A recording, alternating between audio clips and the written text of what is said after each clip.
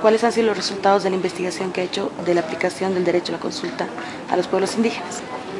Bueno, mira, ahí lo que ha pasado con el mecanismo de expertos es que hemos hecho un estudio e investigación sobre el derecho de participar, el derecho de los pueblos indígenas a participar en la toma de decisiones. Y uno de los apartes de eso comprende exactamente lo que es el consentimiento previo, libre, informado, que tiene que ver directamente con la consulta. Y ahí se refleja pues todos los mecanismos que hay que llevar a cabo, y luego algunas prácticas, buenas prácticas que ha habido en otras partes del mundo, por ejemplo con el pueblo Sami, que tienen toda una infraestructura diferente a las nuestras. Ahí tienen un parlamento Sami, cada país, en Noruega, Suecia y Finlandia tienen un parlamento. Cuando hay un proceso de una consulta por un determinado tema, un determinado proyecto que quiera implementar el gobierno de esos países, tiene que pasar por ese parlamento. El parlamento tiene sus sistemas de convocatoria a las comunidades, a los pueblos allá, para tener la respuesta como debe ser. Ellos tienen ya instrumentalizado, eso es una forma, ¿no? Otras están en construcción. Yo les contaba la experiencia de Costa Rica con el proyecto de ley de desarrollo autónomo, que resultó exitoso. Todo el mundo tranquilo, diputados felices, los pueblos felices, cuando se nombraron los delegados para negociar, para preparar todo el texto del proyecto, ¿no? Eso sí, teníamos que informar cada vez qué procesos habían, cómo iban los avances a la comunidad respectiva, ¿no?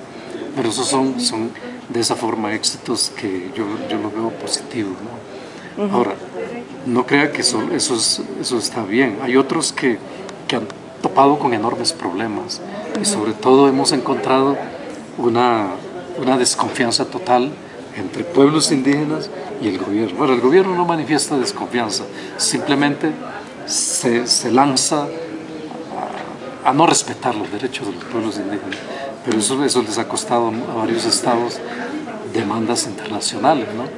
Entonces yo creo que lo que hay que evitar es esa cosa, porque cuando ya hay una demanda, como lo que ocurrió con el proyecto del Diquís en Costa Rica, el proyecto hidroeléctrico, que ya intervino las Naciones Unidas, intervino el CER, intervino el relator especial, y el proyecto está paralizado durante un año. ¿Cuánto ha significado eso de pérdida para el Estado? Que se pudo haber evitado si hubieran tomado los instrumentos internacionales y se someten a la consulta. Se prepara, se negocia, y toda la gente estaba dispuesta, pero no lo hicieron. Y una consulta más que vi que la gente estaba muy interesada. ¿Cuáles son los mecanismos de acceso al mecanismo de expertos o a la relatoría para cuando no se resuelve a nivel nacional alguno de estos?